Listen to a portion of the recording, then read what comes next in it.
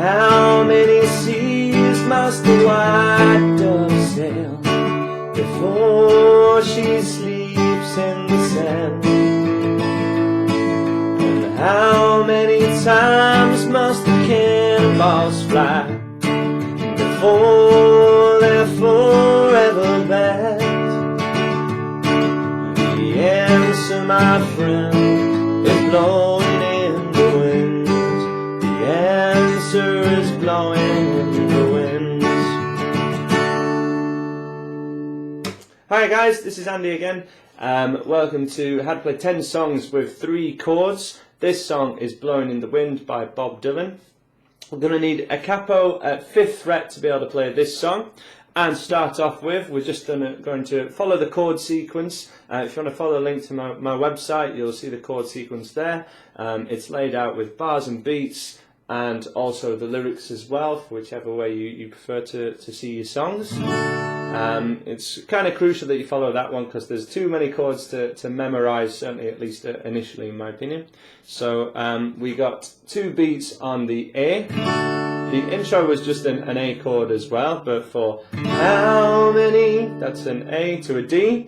Roads must a man walk down. And there is a pattern that every time that each line starts with an A and goes to a D, from there you're either going to go to an A or a D. And as I say, it's best off to follow the chord sequence on my website or anywhere else to follow this. So your verse is, how many roads must a man walk down? A, D, E and D. And then the second line, before you call him a man.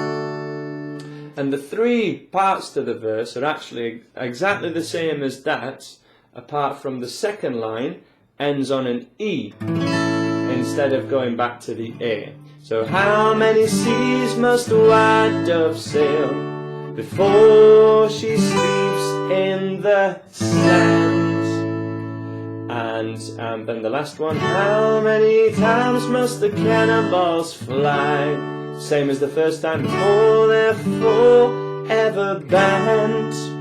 Your chorus is slightly different, but follows a very similar pattern. That starts on a D chord.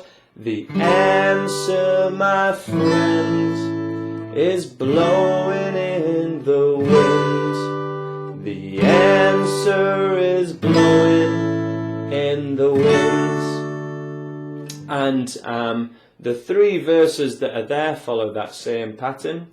And when he's on the harmonica solo, it's the same as the chorus. Da da da, da da da.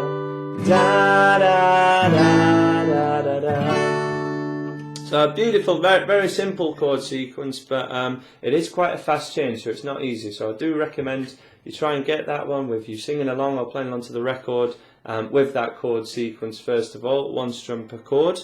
And the next step, it goes quite advanced at this point, but if you want to check it out, this is a really cool strumming pattern. I personally nicknamed this Bob Dylan strumming because it's just straight away makes me think of Bob Dylan. It's used by heaps of other artists, but that to me is just kind of your Bob Dylan busking style strumming, and it works for Johnny Cash songs as well. So if you want to check out any Johnny Cash songs, it's probably this kind of strumming pattern. But what's happening here is we're playing the bass note of whatever chord you're on. Now the root note is the bass note. The root note and bass note are actually exactly the same thing, and it's whatever the chord's letter name is. We want the lowest note that you can play that is that letter.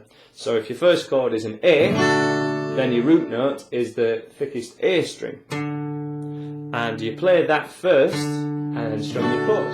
Now you can do this with a pick and play the 5th string and then strum everything. Or you could do it with your thumb and maybe do a strum with your first finger. It's a nice authentic way to do it. Or your thumb does the bass note and then you pluck with 3 or 4 fingers kind of underneath the strings. will give a softer sound still. Depends what you're into. Personally, I'd probably do this song with a pick, because most of the songs that I teach my beginners, we start with a pick and then go on to more finger picking styles a little later. So we want bass note strum, bass note strum, bass note strum,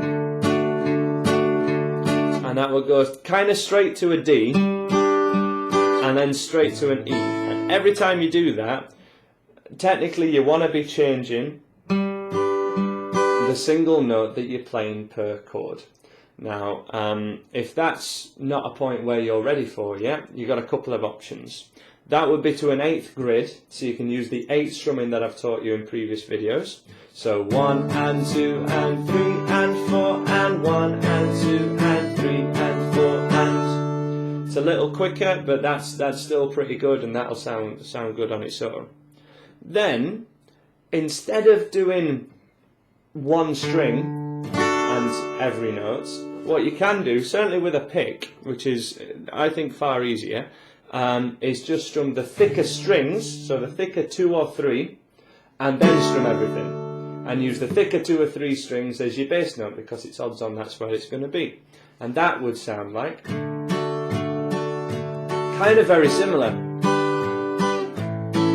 but you're not tied to picking a single note out, which can be a lot harder. What you really need to make sure you're doing there is using your thumb to mute the strings that you don't want heard. So when you're playing a D chord, if you play the thickest E string, it'll sound very strange. If you do the same thing on an A chord, for example, it might not sound great. What you want to do is have your thumb sitting on top, certainly not creeping over as far as mine does sometimes. You want it just kind of thumb horizontal to the ceiling, sat on top, and it sounds like that, which means that your that string will be taken out if you play it. This sound isn't really heard when we got the rest of the song. On a D chord and an E chord, and that's how you make it sound like you're Bob Dylan. And to go the whole hog, we can get that single string ringing out. It does make it sound much more delicate and a much kind of brighter sound, or as I say, you can use your thumb. With fingerstyle, you kind of always use your thumb on that bass note. That's kind of I wouldn't say a rule, but a principle that you can take forward into a lot of other songs. Thumb on the bass note and then strumming the rest of the chord is a great way to do it. So if you want to rewind back to the start of this video, you can play along to me playing it in that style. And that's everything on this song. As I say, that same strumming pattern is very cool for Johnny Cash songs. It gives that real flavour. But yes, do check out my other videos for other cool ways that you can play E, A and D. We got 10 songs with just those 3 chords. Please subscribe and check out my website and my Facebook page for other free cool stuff. And I'll see you on the other side.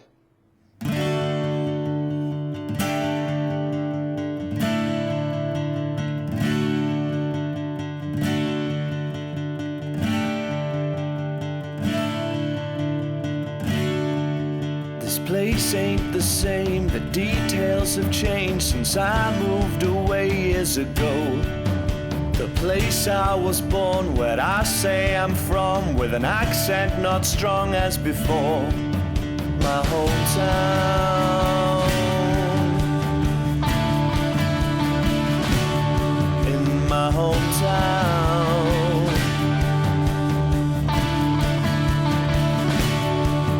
My family I hear, my memories I hear, my heart always is in this town. Changing from my background, an old mine in town.